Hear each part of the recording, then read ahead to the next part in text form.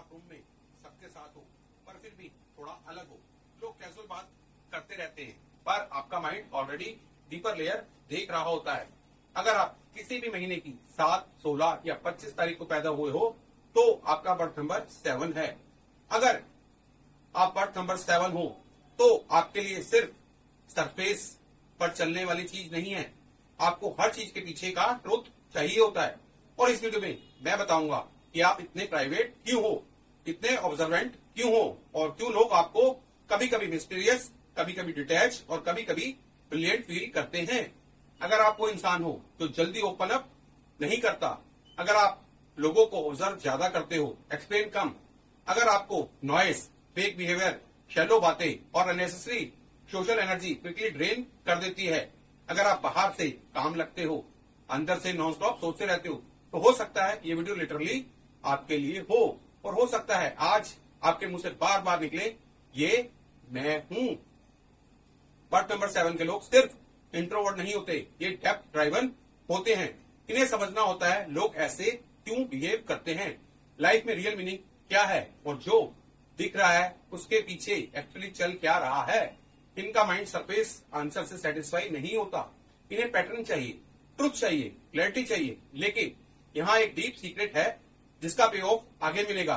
कई बार आप silence choose नहीं करते बिकॉज यू आर पीसफुल, आप साइलेंस चूज करते हो बिकॉज बहुत कुछ ऑलरेडी अंदर चल रहा होता है। बर्थ नंबर 7 का पैराडॉक्स क्या है? आप लोगों को डीपली समझ सकते हो लेकिन खुद को इजिली समझा नहीं पाते। आपको कनेक्शन चाहिए होता है लेकिन आप रैंडम एक्सेस नहीं देते।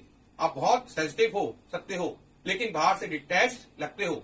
ये वीकनेस नहीं है, ये आपकी पर्सनैलिटी आर्किटेक्चर का कोर पैराडॉक्स है।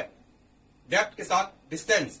कमेंट में सिर्फ एक वर्ड लिखो डीप अगर आपको शैलो एनर्जी ड्रेन करती है, या लिखो प्राइवेट अगर आप अपनी दुनिया हर किसी को नहीं दिखाते। सच लिखना, यहीं से सेल्फ रियलाइजेशन स्टार्ट होती है। Birth number 7 energy reflection, analysis, solitude और इनसाइट की एनर्जी होती है। साइकोलॉजी की लैंग्वेज में देखें तो आपका सिस्टम ओवर स्टिमुलेशन को जल्दी पिक कर सकता है, इसलिए आपको अलोन टाइम सिर्फ पसंद नहीं जरूरी लग सकता है। आपका नर्वस सिस्टम साइलेंस में रेगुलेट होता है, आपका माइंड ऑब्जर्वेशन में प्रोसेस करता है और आपका हार्ट ट्रस्ट के बिना फुली ओपन नहीं होता। इसलिए कई 7 लोग इमोशनली कोल्ड नहीं होते, बस सिलेक्टिव होते हैं। और सिलेक्टिव होना कोल्ड होना नहीं होता।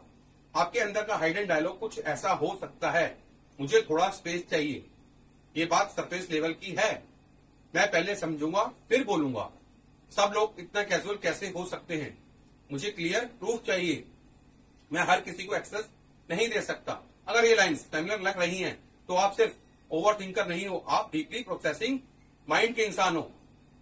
सोचिए, एक इंडियन फैमिली गैदरिंग, सब लोग हंसी मजाक, गॉसिप, कंपैरिजन, एक्सपेक्टेशन में लगे हुए हैं और एक इंसान कॉर्नर में क्वाइटली ऑब्जर्व कर रहा है।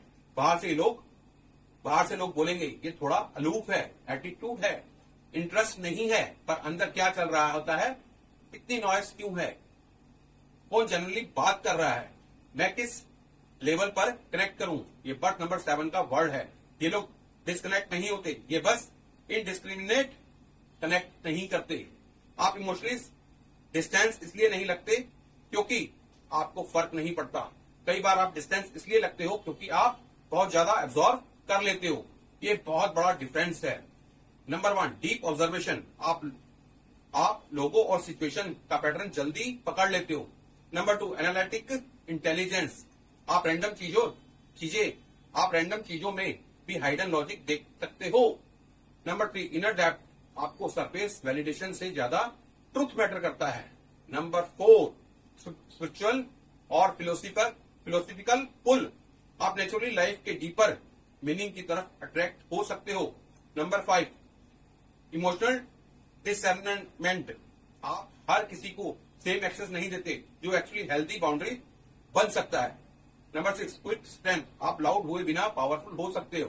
कमेंट में लिखो नीड स्पेस अगर अलोन टाइम आपकी रिकवरी है, या लिखो नीड डेप्थ अगर आप कैजुअल कनेक्शंस आपको सेटिस्फाई नहीं करते, और खुद से पूछो क्या मेरा साइलेंस पीस है या protection. Birth number 7 personality daily life में कैसी दिखती है। आप सिलेक्टिव दोस्त रख सकते हो। आप पर्सनल चीजें हर किसी से शेयर नहीं करते।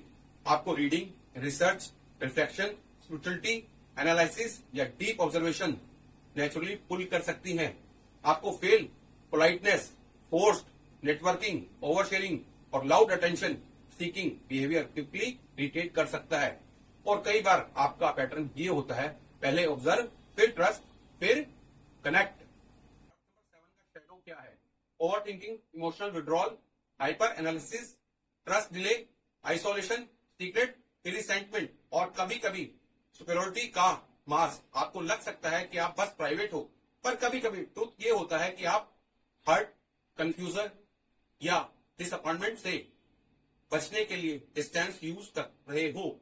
जब 7 एनर्जी इम्बैलेंस में जाती है तो इंसान फील करने के बजाय एनालाइज करता रहता है। लेकिन सुनो, अगर आप 7 हो और आपको लगता है कि लोग आपको समझते नहीं या आपको खुद को एक्सप्लेन करना थका देता है, तो इसका मतलब ये नहीं कि आप ब्रोकन हो। कई बार इसका मतलब होता है कि आपकी डेप्थ एवरेज एनवायरमेंट से मैच नहीं कर रही। आपको नॉइस नहीं, रेजोसेंस चाहिए। आपको क्वांटिटी नहीं, क्वालिटी चाहिए। स्टार्ट में मैंने बोला था, कई बार आप साइलेंस चूज नहीं करते बिकॉज यू आर पीसफुल। आप साइलेंस चूज करते हो बिकॉज अंदर बहुत कुछ चल रहा होता है। अब समझो, हेल्दी 7 साइलेंस को क्लैरिटी के लिए यूज करता है, बाउंडेड 7 साइलेंस को एस्केप और इमोशनल वॉल के लिए यूज करता है। डिफरेंस सबटल है पर पूरी लाइफ चेंज कर देता है। एक इंसान ऑफिस में कॉम्पिटेंट है, शार्प है, डिपेंडेबल है, पर सोशल सर्कल में ज्यादा मिक्स नहीं करता। लोग बोलते हैं एरोगेंट है, रिजर्व है, हार्ड टू रीड है, पर अंदर का सच क्या हो सकता है? मैं फेक एनर्जी में एक्ट नहीं कर सकता। मैं सेफ फील किए बिना ओपन नहीं होता। मैं शैलो कनेक्शन से बेहतर साइलेंस चूज करूंगा। ये बट नंबर 7 का रॉ ट्रूथ है। इन्हें दिखावा नहीं चाहिए, इन्हें रियल चाहिए। खुद से पूछो, क्या मैं लोगों को ट्रस्ट करने में इतना टाइम लेता हूं कि कनेक्शन बनाने से पहले ही डिस्टेंस आ जाता है? क्या मैं फील करने के बजाय एनालाइज करता हूं? क्या मैं अपनी सेंसिटिविटी को इंटेलिजेंस के मास्क के पीछे छुपा देता हूं? क्या मैं हेल्प मांगने के बजाय अलोन प्रोसेस करता हूं? क्या मेरा साइलेंस हीलिंग है या हाइडिंग? तो बर्थ नंबर 7 का ग्रोथ पाथ क्या है? नंबर 1, डेप्थ को आइसोलेशन मत बनाओ। नंबर 2, एनालिसिस के साथ इमोशनल ऑनेस्टी भी लाओ। नंबर 3, सेफ लोगों को ग्रेजुअल एक्सेस दो। हर चीज को मेंटली सोल्व करने की जरूरत नहीं होती, कुछ चीजें फील भी करनी पड़ती हैं। नंबर 5, अलोन टाइम रखो पर इमोशनल एक्साइल मत बनाओ।